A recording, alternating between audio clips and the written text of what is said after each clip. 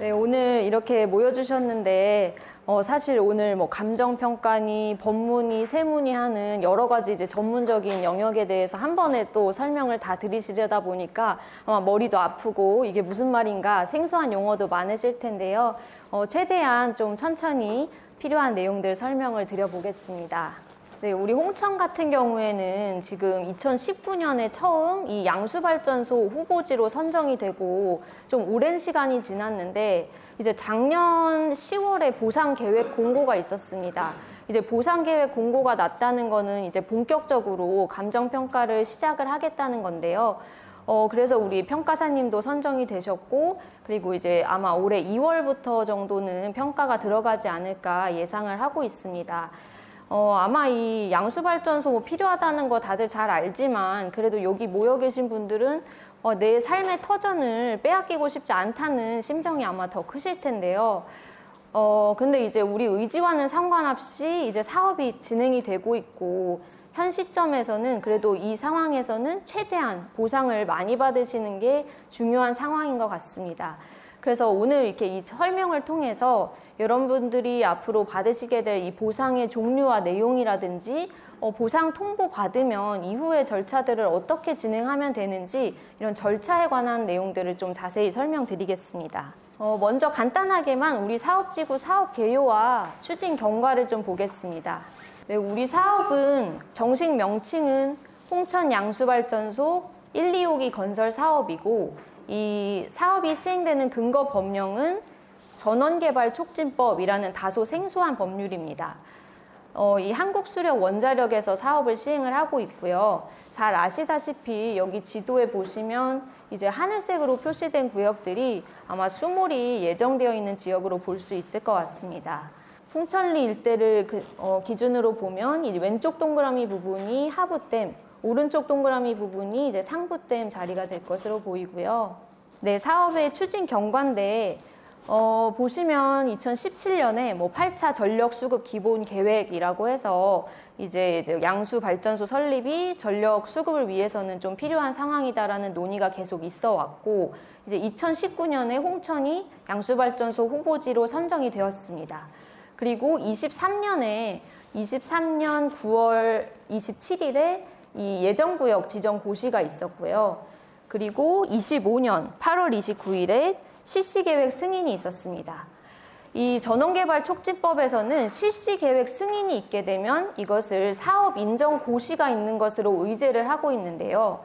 사업인정고시가 뭐냐, 그 의미에 대해서 좀 설명을 드리면 사업인정고시가 있게 되면 이제 그때부터 비로소 사업시행자는 이런 공익사업을 시행하기 위해서 우리 주민들의 재산권을 강제적으로 가져갈 수 있는 이 수용권이라는 권한을 얻게 됩니다.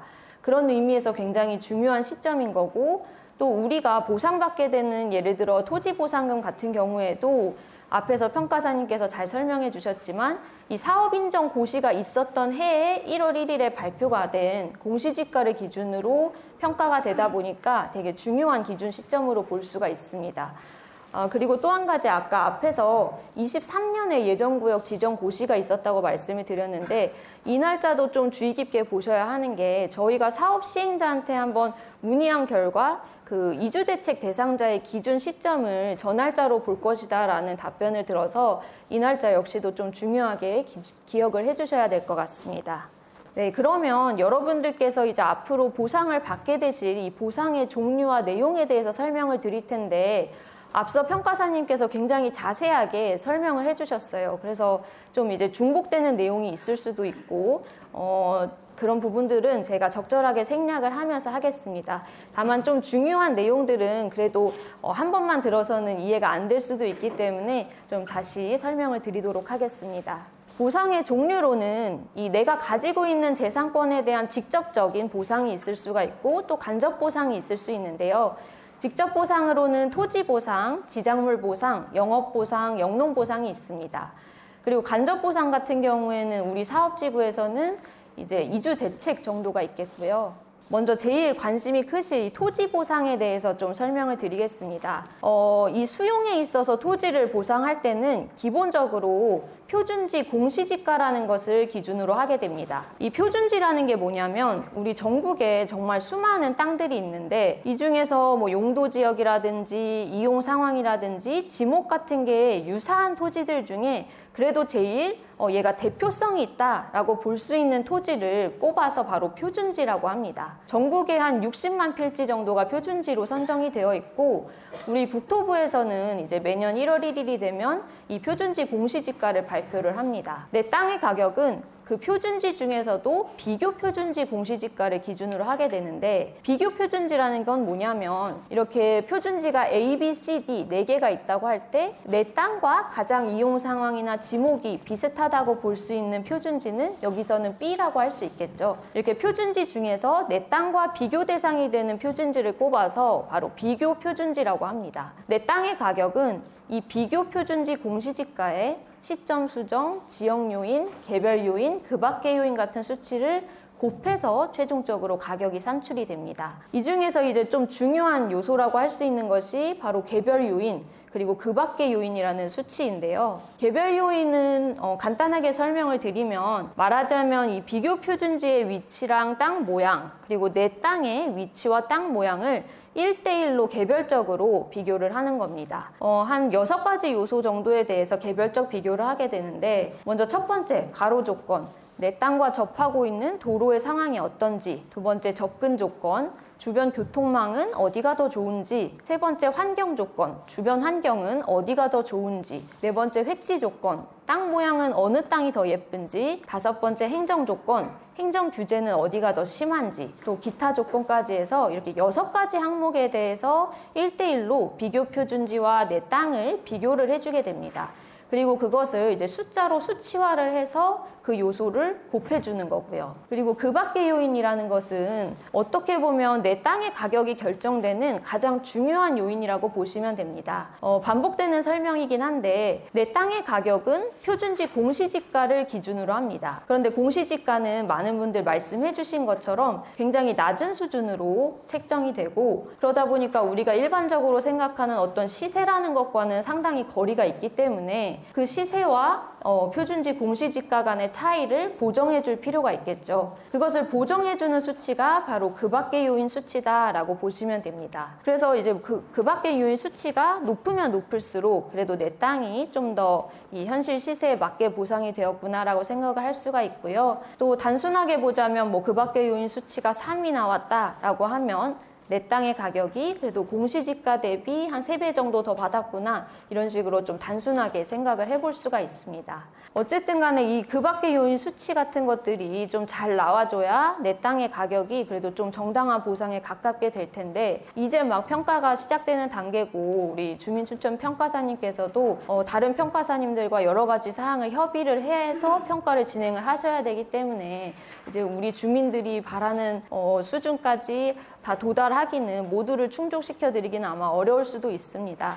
대략적으로 어느 정도 수치로 이게 평가가 될지 지금으로서는 사실 가늠을 하긴 좀 어렵지만 그 인근에 이제 사업지구에서 보상이 되었던 선례 같은 것들을 좀 볼 수가 있는데 우리 이 본 사업이 진행되기 위해서 함께 진행되고 있는 사업이 그 국도 56호선 이설도로 사업입니다.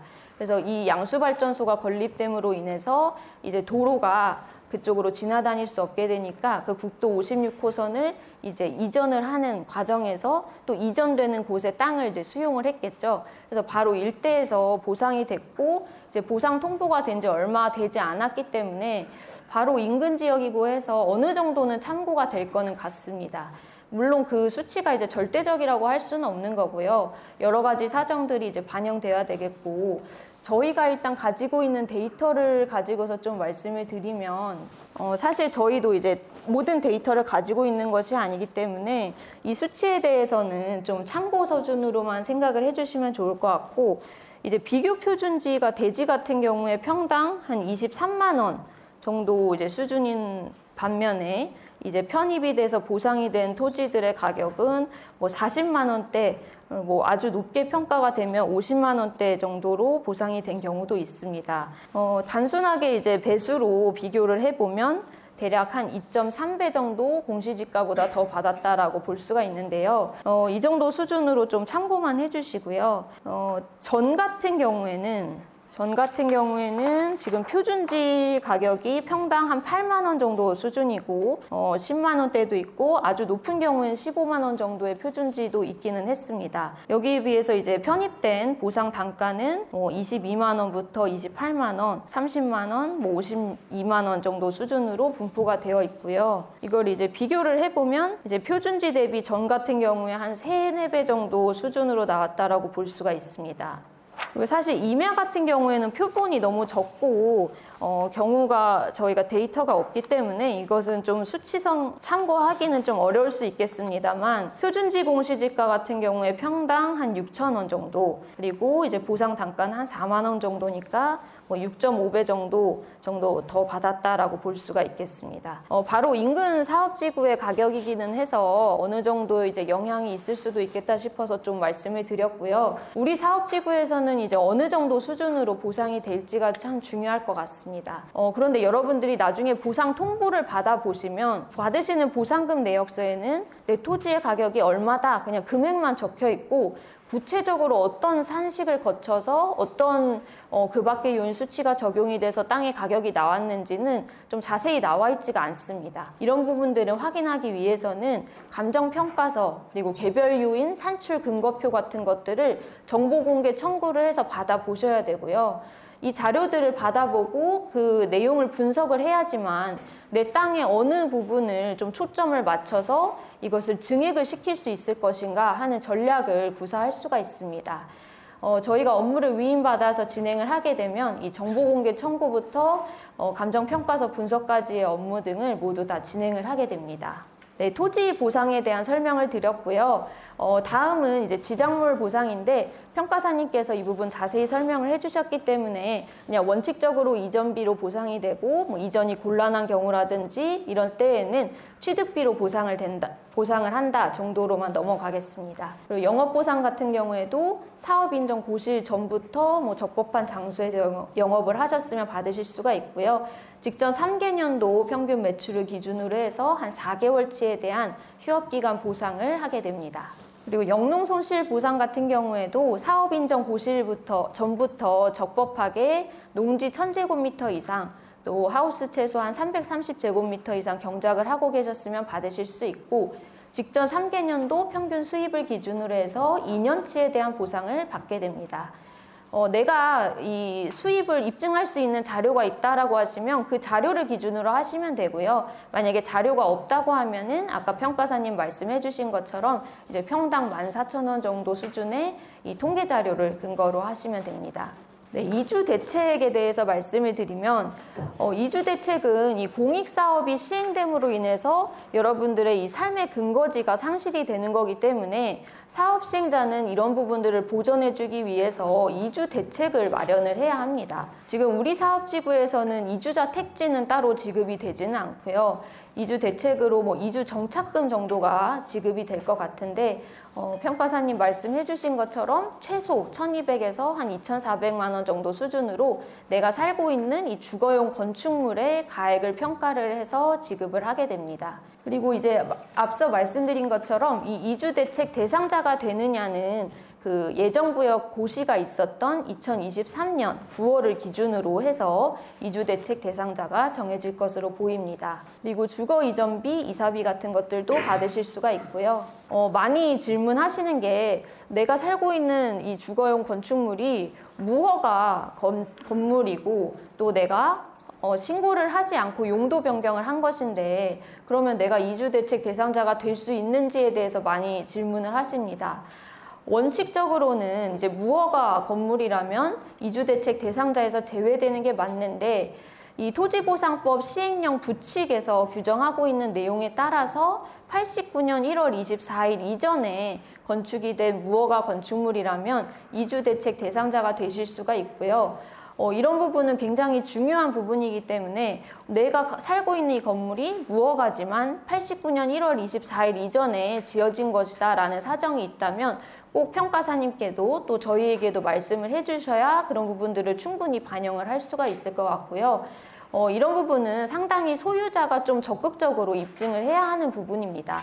사업 시행자가 알아서 해주겠거니 해서는 안 되고요. 내가 소유자로서 이 부분을 적극적으로 입증을 해주셔야 하고, 이런 부분은 뭐 무허가 건축물 대장이라든지 아니면 항공사진 같은 것들을 좀 정밀하게 분석을 해야 하는 부분이고, 저희가 이러한 사례들은 저희 법인에서도 굉장히 많이 다루고 있습니다. 네, 보상의 종류와 내용에 대한 설명을 좀 드렸고요.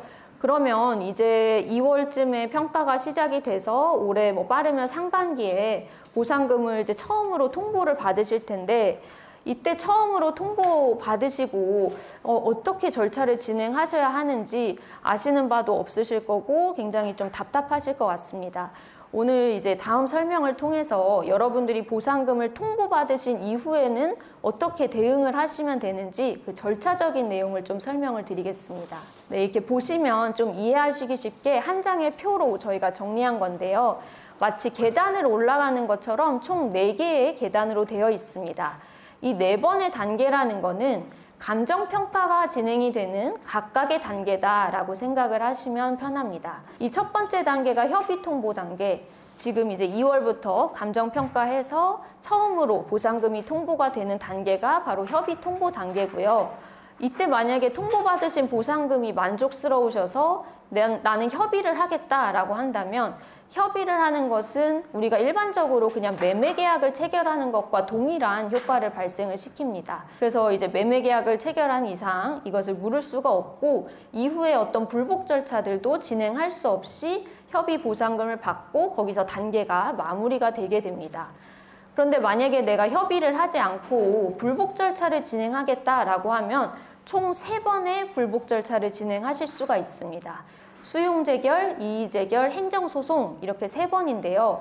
재결이라는 말 사실 생소한데 쉽게 말하면 재결은 이 행정기관이 심판이 되어주는 절차다라고 생각을 하시면 되고 소송 같은 경우에는 법원이 심판이 되어주는 절차를 의미합니다. 들으시면서 아마 머리가 복잡하실 텐데요. 들으시고 또 이해가 안 되시는 부분이 있으면 나중에 또 질의응답을 통해서도 좀 더 보충을 하도록 하겠습니다.